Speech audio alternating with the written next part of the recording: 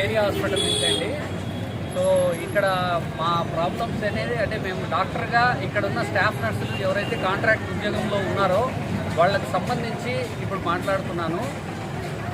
గౌరవనీయులైన ముఖ్యమంత్రి గారు నారా చంద్రబాబు నాయుడు గారు మరియు ఉప ముఖ్యమంత్రి గారు పవన్ కళ్యాణ్ గారు, మన హెల్త్ మినిస్టర్ గారు, వీళ్ళందరికీ ఒకటే విన్నపం.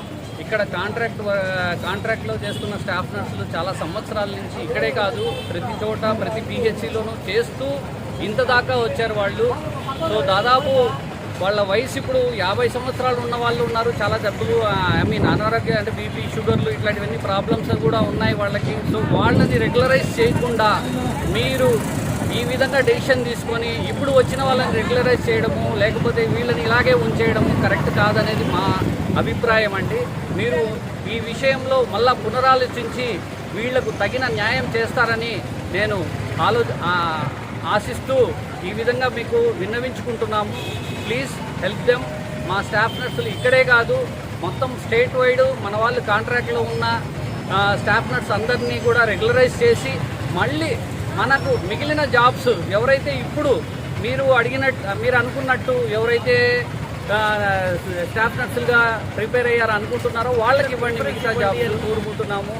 దీన్ని మీరు ముఖ్యంగా కొద్దిగా ఆలోచన చేసి పునరాలోచించుకొని మమ్మల్ని కన్సిడర్ చేస్తే బాగుంటుంది. వీళ్ళందరినీ కొద్దిగా ఆలోచింపజేస్తున్న ఇబ్బంది పెట్టకుండా వీళ్ళ పనితనానికి ముఖ్యంగా కోవిడ్ టైంలో కూడా వీళ్ళందరూ కూడా చాలా కష్టపడి పనిచేశారు. ఆ 2-3 సంవత్సరాలు ఏదైతే మనం ఇబ్బంది పడ్డామో వాళ్ళ ఫ్యామిలీస్ అనుకోకుండా ఎవరిని అనుకోకుండా వీళ్ళు బాగా వర్క్ చేసి మనల్ని అందరినీ కూడా బయటపడేశారు. అలాంటప్పుడు ఫస్ట్ వీళ్ళకి ప్రిఫరెన్స్ ఇవ్వాలన్నా లేదా నిన్న వచ్చిన వాళ్ళకి ప్రిఫరెన్స్ ఇవ్వాలా అనేది మీరు మళ్ళీ ఆలోచించుకోవాలనేది మా కోరిక. ప్లీజ్ తప్పుగా అనుకోకుండా వీళ్ళు ఎందుకు చేస్తున్నారు, ఏమి ఊరికే చేస్తున్నారు అనుకోవద్దండి. ఎందుకంటే ఎన్ని సంవత్సరాల నుంచి కష్టపడి ఇప్పుడు ఈ వయసులో కూడా అంటే ఆల్మోస్ట్ కొంతమంది 50 సంవత్సరాలు వచ్చిన వాళ్ళు కూడా మళ్ళీ ఇటు అటు ఇంకా కాంట్రాక్ట్లోనే ఉన్నారు అన్న ఫీలింగ్ ఒకటి పోతుంది. ప్లస్ వాళ్ళ జీవితానికి అర్థం ఉంటుంది.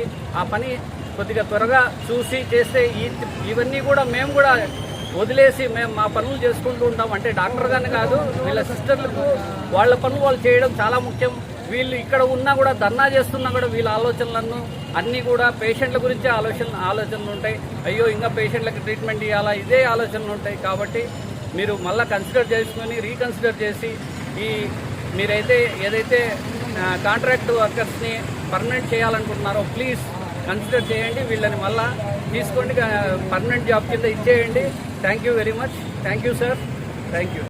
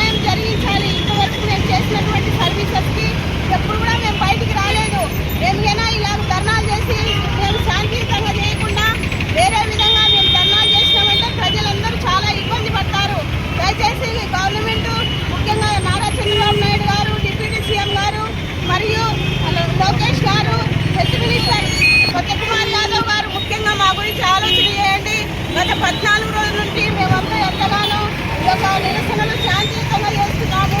దయచేసి మాకు న్యాయం జరిగింది.